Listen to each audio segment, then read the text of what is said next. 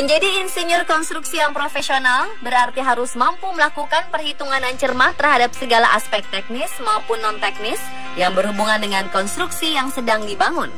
Kecermatan ini pun didasarkan pada kesadaran dan tanggung jawab bahwa sedikit saja kesalahan yang dilakukan, maka dampaknya akan sangat besar terhadap konstruksi yang sedang dikerjakan. Lebih jauh lagi, dapat menyebabkan korban jiwa manusia. Beberapa kasus kegagalan struktur yang pernah terjadi ada baiknya kita cermati agar hal yang sama tidak terulang lagi. Dan berikut, On The Spot merangkumnya ke dalam 7 tragedi bangunan roboh di Indonesia.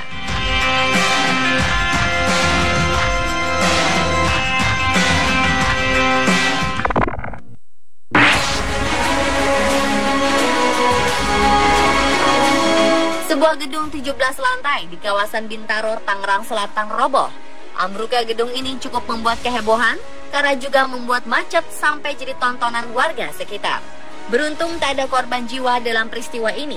Gedung yang terletak di kawasan CBD Bintaro, Tangerang Selatan ini roboh disebabkan karena faktor bangunan yang sudah tua dan terjadi kesalahan konstruksi.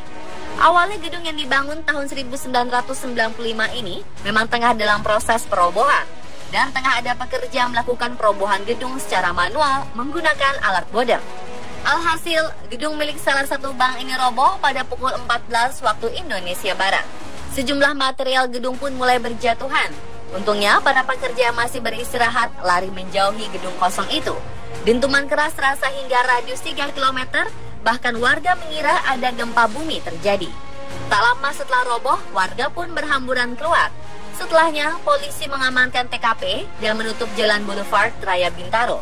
Ketua Badan Informasi dan Hubungan Masyarakat Ikatan Arsitek Indonesia IAI, Zaki Mutakin mengatakan, berdasarkan informasi Kepala Bidang Bangunan Dinas Tata Kota Bangunan dan Pemukiman atau DTKBP Kota Tangsel Muqaddas Syuhada, gedung itu memang sudah salah konstruksi sejak awal dibangun pada 1995.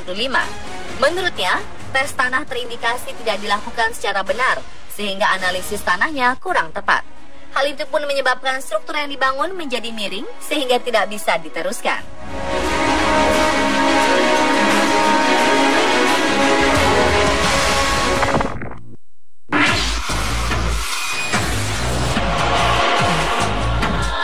Jembatan Mahakam II atau Jembatan Kukar runtuh pada 28 November 2011 silam dan diyakini terjadi karena kurangnya pengetahuan mengenai pembuatan jembatan.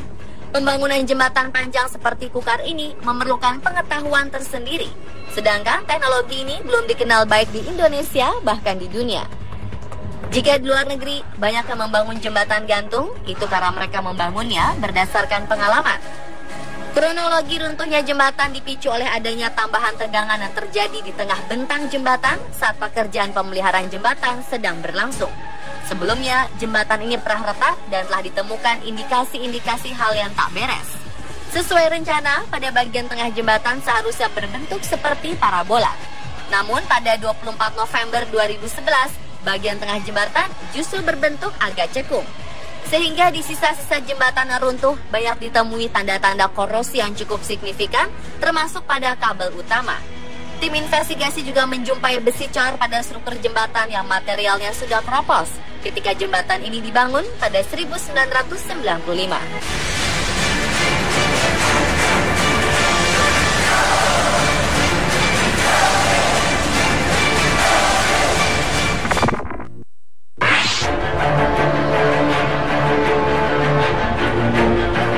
Bangunan rumah kantor atau rukan 3 lantai dan terletak di Kompleks Cendrawasih Permai, Jalan Ahmad Yani, Kecamatan Sungai Pinang, Kota Samarinda, Kalimantan Timur ini runtuh pada 3 Juni 2014 lalu saat masih dalam proses pengerjaan yang menyebabkan 12 pekerjanya tewas. Bangunan ini memiliki lebar 25 meter dan panjang 100 meter dengan biaya konstruksi senilai kurang lebih 15 miliar rupiah. Dari observasi yang dilakukan, penyebab keruntuhan bangunan ini sangatlah kompleks. Di antaranya, kegagalan pondasi, kegagalan struktur utama, kesalahan sistem perancah pengecoran lantai, organisasi proyek yang tidak profesional, dan adanya pengalihan pekerjaan secara serampangan. Diduga pengalihan pekerjaan ini meliputi keseluruhan pekerjaan dan sama sekali tidak ada pengawasan dari kontraktor utama, sehingga menyebabkan kecelakaan pun terjadi.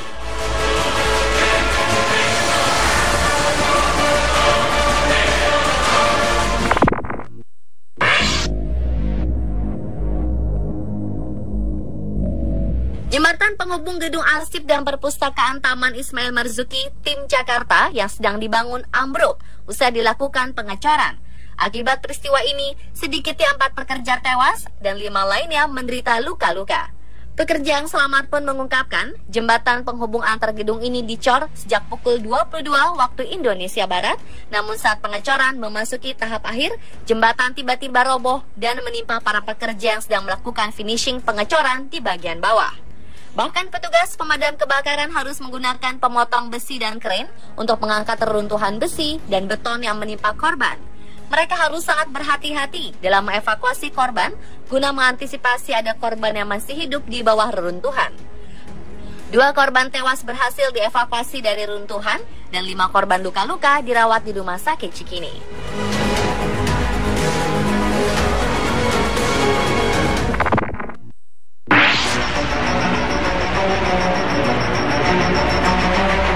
Atap sekolah dasar Kalibaru 06 Kecamatan Cilodong, Kota Depok roboh pada suatu pagi di 26 Februari 2016 saat awal masuk sekolah sekitar pukul 7 waktu Indonesia Barat. Menurut keterangan salah seorang guru, beberapa siswa yang telah berada di ruangan kelas mengalami kepala bocor dan luka-luka di bagian kepala setelah atap sekolah tiba-tiba roboh. Bangunan yang mengalami kerusakan ada 4 ruang lokal, terdiri dari 2 ruang kelas dan 2 ruang guru. Aktivitas belajar mengajar sementara dihentikan. Bangunan SD Kalibaru 06 direhabilitasi hanya bagian atapnya saja pada tahun 2010 dari dana bantuan pemerintah pusat melalui mekanisme swakelola. Sementara bangunannya tetap bangunan lama, tidak ikut direnovasi pada saat itu. Salah satu tokoh pendidikan Depok, Dr. Bambang Wispriyono, juga mengingatkan bahwa siswa yang menjadi korban layak dapat santunan dan penggantian karena keteledoran pihak sekolah.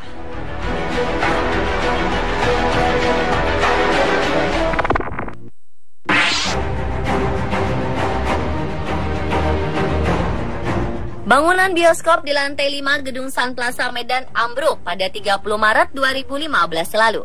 Akibat kejadian ini, sejumlah pengunjung berlarian keluar plaza dan beberapa orang dikabarkan terluka. Lantai bioskop yang ambruk ini sebelumnya memang tengah direnovasi. Usai kejadian, beberapa sisi dinding bangunan juga terlihat tampak retak dan runtuhan batu berjatuhan menghujani seluruh eskalator dari bagian atas hingga ke bawah. Ambruknya bangunan hingga ke lantai dasar diduga akibat buruknya pengerjaan konstruksi bioskop yang berada di lantai 5. Salah seorang pekerja di Sun Plaza yang sempat melihat kejadian ini mengaku sempat mendengar suara dentuman keras sesaat setelah bagian lantai bangunan di lantai 5 roboh. Terkait peristiwa ambruknya material bangunan, Humas Sun Plaza Elvira enggan berkomentar panjang kepada awak media perihal insiden runtuhnya lantai bangunan Cinemax 21 yang tengah direnovasi itu. Sementara menurut informasi yang dihimpun, sejumlah pengunjung dilaporkan menderita luka-luka setelah tertimpa runtuhan material bangunan. Pihak pengelola gedung pun langsung mengevakuasi para korban ke rumah sakit. Akibat peristiwa ini, sejumlah toko memilih menutup usahanya. Pihak kepolisian juga masih melakukan penyelidikan penyebab ambruknya bangunan di lantai 5 Sun Plaza ini.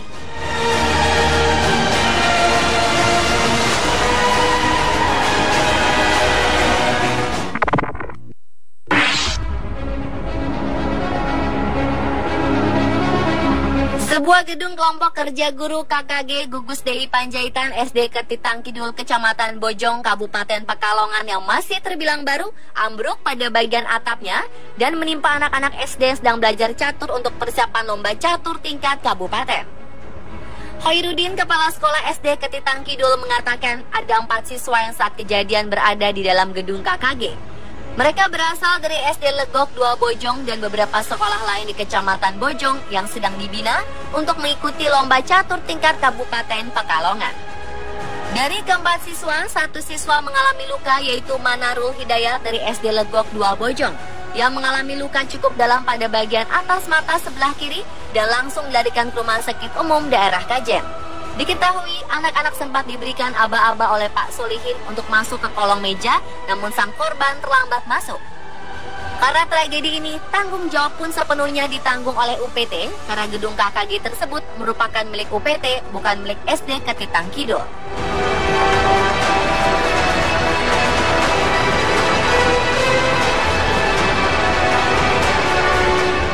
Pemirsa, itulah 7 tragedi bangunan roboh di Indonesia versi On The Spot.